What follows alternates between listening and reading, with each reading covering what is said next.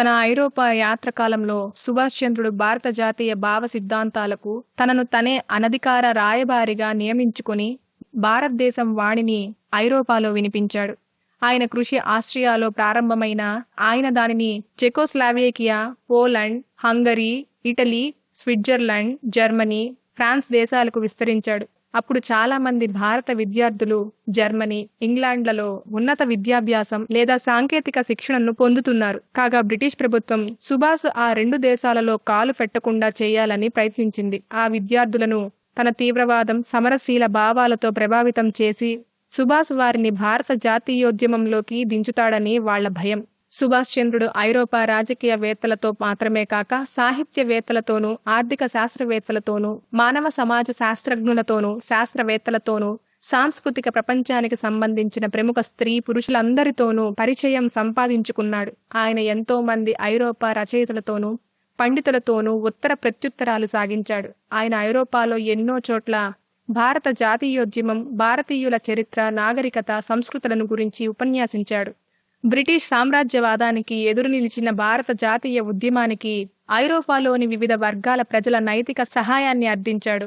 వియన్నాలో Austria India సొసైటీని స్థాపించాడు. చెకోస్లావియాలో సుభాష్ ఒకవైపు, కార్స్లోబాద్లో మంచి వైద్యుల్ని పొందటమే గాక ఎందరో ప్రముఖులతో రాజకీయ, సాంస్కృతిక సంబంధాలను ఏర్పరచుకున్నాడు. ఎడ్వర్డ్ బెనిస్తో ప్రాగ్ నగరంలో ఎంతో ప్రాధాన్యత గల రాజకీయ చర్చలను చేశాడు. బెనిస్ ఆనాడు జెక్ విదేశాంగ మంత్రి. మొదటి ప్రపంచ యుద్ధం కాలంలో జెకోస్లేవియా వెలుపల ఒక జెక్ సైనిక దళం రూపొందింది. దేశం వెలుపల నుండి ఆ దళం జెక్ స్వాతంత్ర్యం కోసం పోరాడగలదని, జెక్ స్వాతంత్ర్యాన్ని సంపాదించగలదని ఆశించబడింది. బెనిస్తో చేసిన చర్చలలో సుభాష్ ఆ సైనిక దళాన్ని గురించి వివరంగా అడిగి తెలుసుకున్నాడు. ఇంకా జెక్స్లోవియా ఇండియా అసోసియేషన్ను నిర్మించటంలో సుభాష్ ప్రధాన పాత్ర వహించాడు. సుభాష్ 1934లో ఆ సంఘం ప్రారంభోపన్యాసాన్ని చేశాడు. భారత స్వాతంత్ర్యోద్యమం ఎడల పోలాండ్ ఎంతో సానుభూతి కలిగి ఉందని సుభాష్ గ్రహించాడు. ఆ సానుభూతిని ఆసరాగా తీసుకుని సుభాష్ ఇండియా స్వాతంత్ర్య సమరంలో పోలిష్ మిత్రులకు గల అనాసక్తిని పెంపొందించాడు. పోలాండ్ తన దేశం వెలుపల అనగా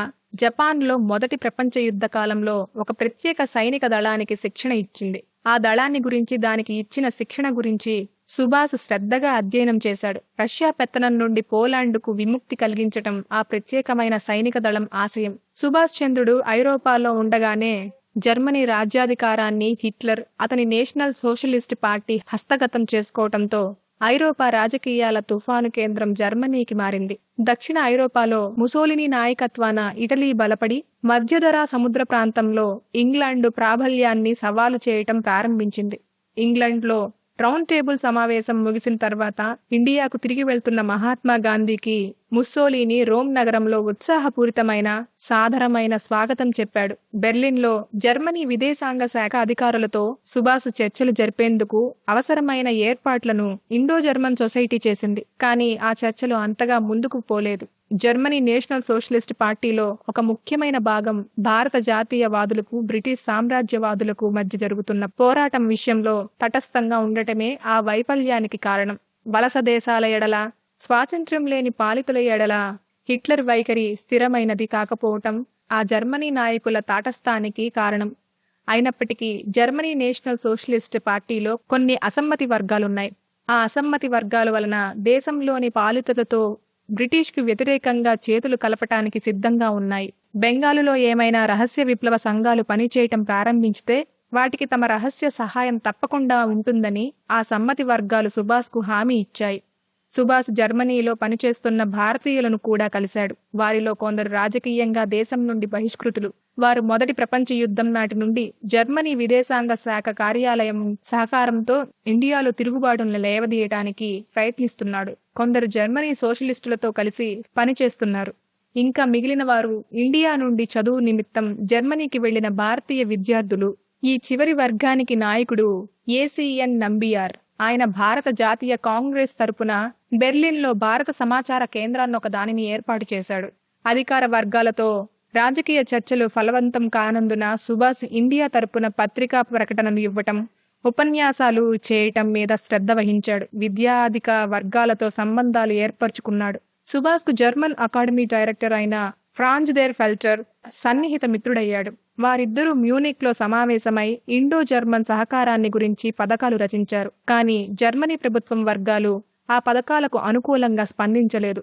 తనకు నిరాశతో పాటు చిరాకు కూడా కలగడంతో 1936 మార్చిలో ఇండియాకు వచ్చే ముందు సుభాష్ చంద్రుడు ఆ డైరెక్టర్కు ఈ క్రింది విధంగా రాశాడు. ఇటీవల హిట్లర్ మ్యూనిక్ నగరంలో చేసిన ఉపన్యాసం నాజీతత్వం సారాంశాన్ని వెల్లడిస్తుంది. నాజీతత్వం పునాది శాస్త్రీయంగా చాలా బలహీనమైనది. ఐరోపా, ఆసియా ఒకదానితో మరొకటి యుద్ధాన్ని కాంక్షించని పొరుగు ఖండాలుగా ఉండలేవు అనేది చారిత్రకంగా అబద్ధమని, మిథ్య అని నేను చెప్పదలిచాను. జర్మనీ నూతన జాతీయ భావం, స్వార్థం, జాతి దురహంకారాలతో ఉత్తేజితం పొందింది. మేం మా స్వాతంత్ర్యం కోసం, మా హక్కుల కోసం ప్రపంచంలోనే అతి పెద్దదైన సామ్రాజ్యంతో పోరాడుతున్నాం. కాగా మరే ఇతర దేశం మమ్మల్ని అవమానపరిచినా, మా జాతి మీద, సంస్కృతి మీద ఎవరు దాడి చేసినా మేం సహించం కూడా. సాధికారకమైన చారిత్రక కారణాల వలన సుభాష్ ఇటలీ పట్ల గొప్ప ఆసక్తిని కనబరిచాడు. చీలికలు పేలికలు అయిన ఇటలీ ప్రజలు ఏ విధంగా జాతీయ ఐక్యతను సాధించారో, ఏ విధంగా జాతీయ విముక్తి పోరాటాన్ని నిర్వహించారో, ఏ విధంగా ఐక్య జాతీయ ప్రభుత్వాన్ని స్థాపించారో తెలుసుకోవడం భారత స్వాతంత్ర్య సమరయోధులకు అవసరమని, ఇటలీలో ఐక్య జాతీయ ప్రభుత్వ స్థాపనకు ఇటలీ స్వాతంత్ర్యోద్యమం కారణమైతే ఆ స్వాతంత్ర్యోద్యమానికి అగ్రగామిగా ముందుండి దానిని ముందడుగు వేయించిన కార్బొనరీ ఒక రహస్య విప్లవకారుల సంస్థ. సుభాష్ దాని నిర్మాణాన్ని, అది పనిచేసే విధానాన్ని అతి శ్రద్ధగా అధ్యయనం చేశాడు. ఐరోపాలో తన మిత్రులతోనూ భారత విద్యార్థులతోనూ మాట్లాడేటప్పుడు సుభాష్ తరచుగా ఇటలీ నిర్మాత అయిన మాజీనీని గురించి ముచ్చటించేవాడు. స్వాతంత్ర్యం కోసం, ప్రజాస్వామిక ఆశయాల కోసం మాజీని ఇటలీ ప్రజలనందరినీ ఐక్యం చేశాడు. సుభాష్ చంద్రుడు చారిత్రకంగా మాజీనీకి తుల్యమైన వ్యక్తి. ఈ ఇద్దరు తమ తమ దేశాలలో జాతీయ ఐక్యత, స్వేచ్ఛ సాధించటానికి, అగ్రదళంగా ఉండటానికి చిన్నవే అయినా అత్యంత నిర్మాణయుతమైన సైనిక దళాలను రూపొందించారు. ఇండియా ఆశయం కోసం పిలుపు ఇవ్వగానే తమ సర్వస్వాన్ని త్యాగం చేయటానికి తగిన విధంగా ఉత్తేజము, శిక్షణ పొందిన యువతీ యువకులే భారతదేశంలో నూతన బలమైన చైతన్యానికి అగ్రగాములు కాగలరని సుభాష్ తన ఐరోపా మిత్రులకు చెప్పాడు. సుభాష్ గారు, త్వరలో ఇండియా నిజంగా స్వతంత్ర దేశమవుతుందని మీరు నమ్ముతున్నారా అని ఒకసారి ముస్సోలినీని ప్రశ్నించాడు. అవును అన్నాడు సుభాష్ గట్టిగా. అయితే మీరు స్వాతంత్ర్యాన్ని సంస్కరణల ద్వారా సంపాదించదలిచారా, లేక విప్లవకర మార్గం ద్వారా సంపాదించదలిచారా అని ముస్సోలిని మరొక ప్రశ్న వేశాడు. విప్లవ మార్గానికే నా ఓటు అన్నాడు సుభాష్. అయితే మీకు నిజంగా స్వాతంత్ర్యం వచ్చే అవకాశం ఉంది అన్నాడు ముస్సోలిని. సుభాష్ను బాగా ఆకర్షించిన మరొక దేశం టర్కీ. అక్కడ మౌలికమైన సంస్కరణలు అమలు జరిగాయి. ముస్తాఫా కెమాల్ అటాటర్క్ నాయకత్వాన ఆ దేశం ఐక్యమైంది. సుభాష్కు ఇండియా సమస్యలు, టర్కీ సమస్యలు ఒకే విధమైనవిగా కనిపించాయి. ఈ రెండు దేశాలలో ఒకే విధమైన సాంఘిక సంస్కరణల అవసరం ఉందని ఆయన భావించాడు. ఆధునిక దేశంగా అభివృద్ధి చెందటానికి టర్కీ అవలంబించిన మార్గాలలో కొన్నింటిని ఇండియా అవలంబించటం అవసరమని సుభాష్ అనుకున్నాడు. ముఖ్యంగా కెమాల్ అటాటర్క్ జర్మనీ దేశ సాంకేతిక, సైనిక నైపుణ్యాలను ఉపయోగించుకొని టర్కీని ఆధునిక దేశంగా మార్చిన విధానం సుభాష్ను ఆకట్టుకుంది. టర్కీ చేసిన సంస్కరణలలో మరొకటి సుభాష్ను బాగా ఆకర్షించింది. అది లిపికి సంబంధించినది. అప్పటి వరకు టర్కిష్ భాషకు ఎన్నో స్వదేశీ లిపులు ఉండేవి. ఆ లిపులు భిన్నత్వం, టర్కీ ప్రజల ఐక్యతకు అడ్డుగా ఉండేది. కాగా కెమాల్ అటాటర్క్ వాటి స్థానంలో రోమన్ లిపిని ప్రవేశపెట్టి టర్కీ ప్రజలను ఐక్యం చేయటానికి తోడ్పడ్డాడు. సుభాష్ చంద్రుడు ఆ విధంగా టర్కీ ఆధునిక చరిత్రను అధ్యయనం చేసి కెమాల్ టెటన్ ఎడల ఎనలేని అభిమానం ప్రదర్శించాడు. 1934లో తండ్రి జానకీనాథ్ తీవ్రమైన అస్వస్థకు గురైనట్లు సుభాష్కు వార్త చేరింది. తండ్రి మరణశయ్య పక్కన సుభాష్ ఉండాలనే భావంతో ఆయన విమానంలో బయలుదేరి రావాలని ఆయన కుటుంబం కోరింది. ఆయన ఇండియాకు తొందరగానే బయలుదేరాడు. అయినా ఆయన రాక 1.5 రోజుకు ఆలస్యమైంది. ఫలితం ఆయన రాకముందే జానకీనాథ్ మరణించాడు. కాగా ఆయన చివరి కోరిక నెరవేరలేదు. సుభాష్ కలకత్తాలో కాలు పెట్టగానే ప్రభుత్వం ఆయనను ఎల్జిన్ రోడ్లో ఉన్న ఆయన సొంత ఇంట్లో నిర్బంధించింది.